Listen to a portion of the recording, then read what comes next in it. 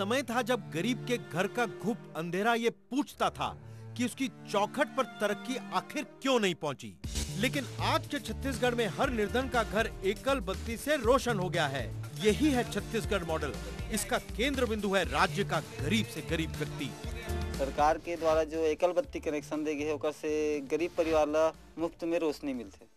9 लाख लोगों को हम फ्री बिजली देते हैं एकल बत्ती कनेक्शन, और SC और ST के सारे जितने लोग हैं इस प्रदेश में उन सबको हम फ्री पावर देते हैं 5 HP तक के।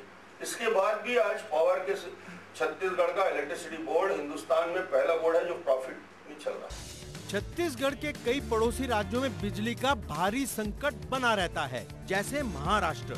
यहाँ 10 से 14 घंटे पावर कट हो जाना कोई नई बात नहीं। इसके उलट छत्तीसगढ़ ने बिजली के क्षेत्र में जो तरक्की की है उसे आज सारा देश टकटकी लगाकर देख रहा है। छत्तीसगढ़ देश की राजधानी से भी बेहतर स्थिति में बिजली के मामले में है और अन्य प्रदेशों से तो बहुत ही बेहतर है।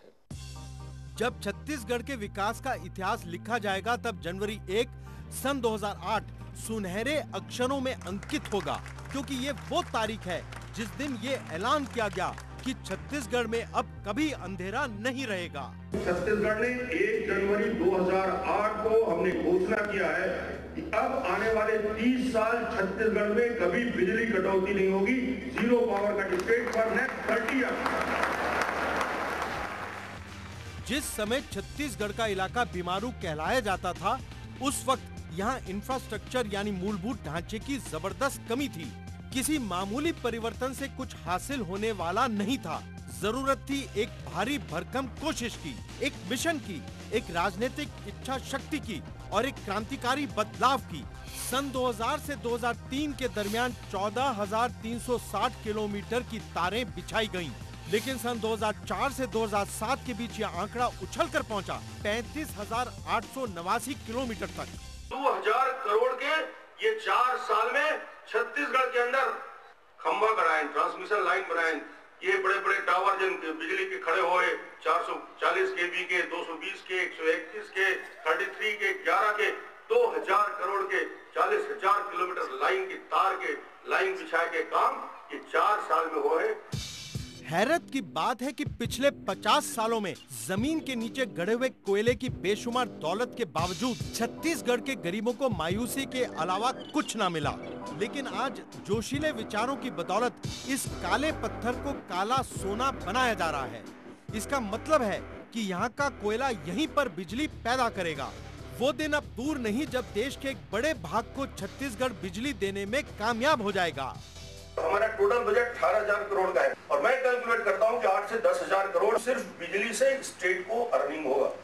1,20,000 करोड़ से ज्यादा इन्वेस्टमेंट छत्तीसगढ़ में पावर के सेक्टर में, स्टील के सेक्टर में, एल्यूमिनियम बॉक्साइट के मामले में और डायमंड के लिए एक्सप्लोरेशन के लिए हमने लार्ज स्केल पे काम किया है।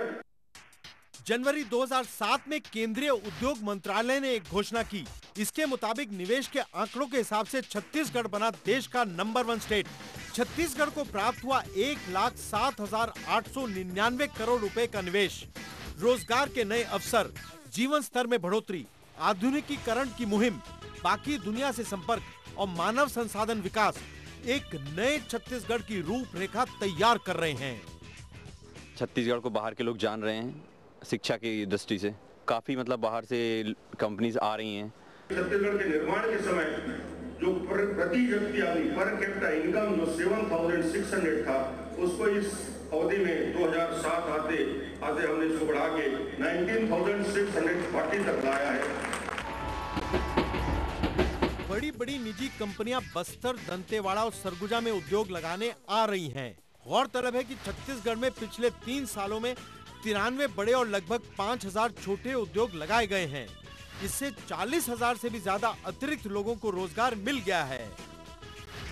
आने वाला 2020 तक छत्तीसगढ़ इतना मजबूती के साथ खड़े हो जाए कि छत्तीसगढ़ में फिर यहाँ बाहर से आकर लोगों को काम करने के अवसर की इच्छा, छत्तीसगढ़ के नवयुवक हिंदुस्तान और हिंदुस्तान के बाहर बेहतर तरीके से काम कर सके।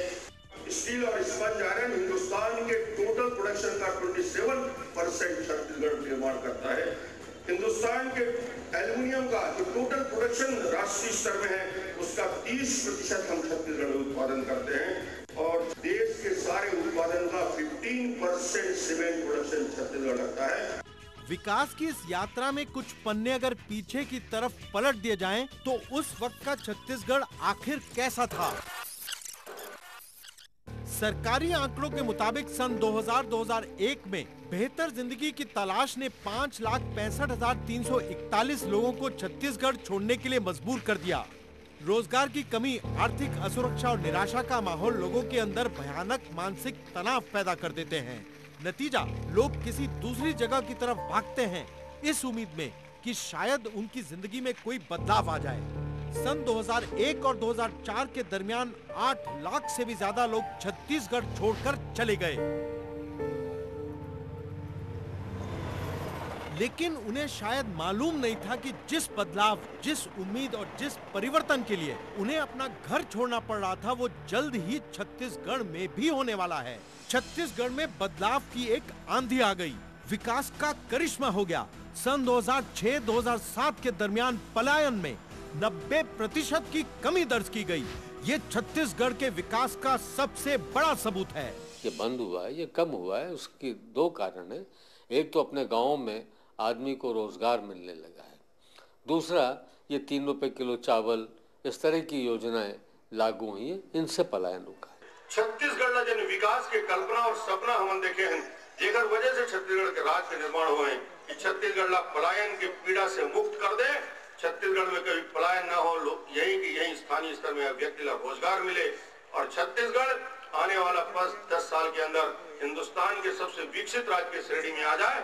आपके सहयोग से निश्चित रूप से आने वाला समय में छत्तीसगढ़ हिंदुस्तान के सबसे विकसित राज्य बनने की संभावना है और हम सब मिलकर पूरा करवो। विकासशील से विकसित बनने के लिए किसी राज्य को क्या चाहिए? 24 घंटे बिजली, गांव से शहरों तक सड़कों का जाल, पीने के लिए साफ पानी, भरपूर पौष्टिक आहार, इलाज की बेहतर सुविधाएं, शिक्षा का ऊंचा स्तर, विकसित उद्योग, रोजगार के नए नए अवसर, अच्छा जीवन स्तर और इसके साथ विकास का सबसे बड़ा पैमाना होता है कि साधारण से साधारण व्यक्ति के लिए समाज का रवैया कैसा है। इन सभी पहलुओं पर छत्तीसगढ़ अब विजय पथ पर आगे बढ़ रहा है, हो रहा है और विजय होगा। इसी तरीका हमारे राज चलते रहेगा, इसी तरीका सब प्यार से चलाएंगे और चलते रहेंगे तो आज भी विजय है।